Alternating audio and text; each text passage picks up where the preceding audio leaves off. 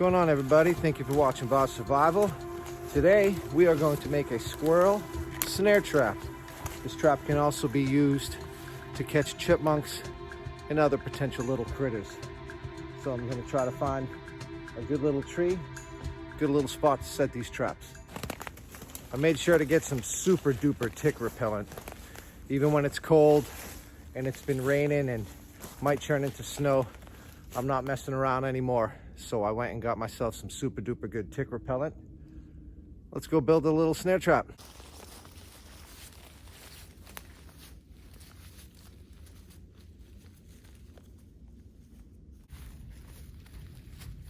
This is a great spot to set up my snare trap because it's already naturally there, meaning it's more likely that the squirrel already uses this as a path, because they tend to use a path of least resistance. So if they're running from that way, they're more likely to run up here, up the tree, as opposed to go over to the base. And what's good about this tree too is that it's a pine tree and there's a lot of brush and cover up there, meaning that the squirrel is more likely to go up that tree, might have a nest or whatever, as opposed to a bare tree where they don't have any reason to really go up. So I'm going to set my snare trap here. So I'm going to take my snare wire right here.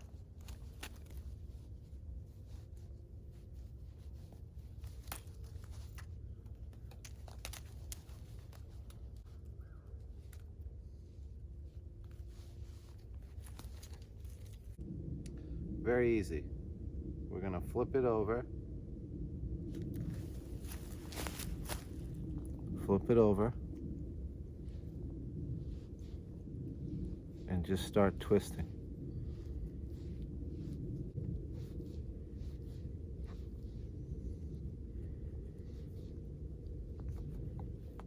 You don't want to overdo it.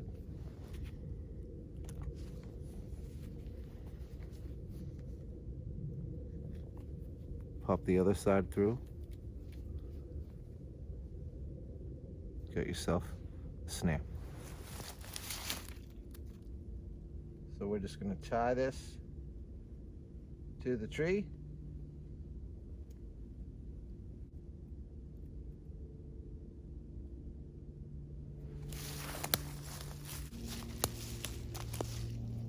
Every time I film, there's planes above.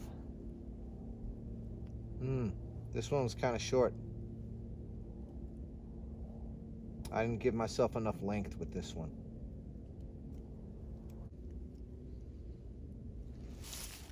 Now, if this is too big, because a squirrel's head isn't that large, it's not going to necessarily get trapped up. So you want to have it be the perfect size. Because you want it to be a humane kill. You don't want to catch them by the hips and then have them suffer.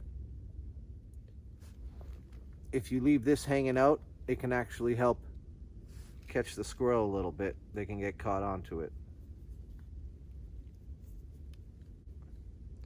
This is a very easy way to catch some small game. That's why having snare wire is so key. It really doesn't take a lot of work to be able to set these.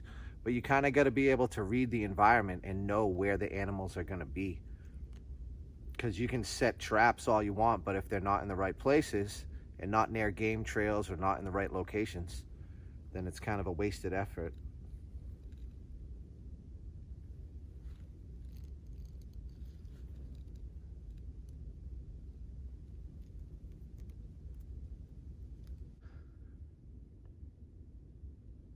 Here we go.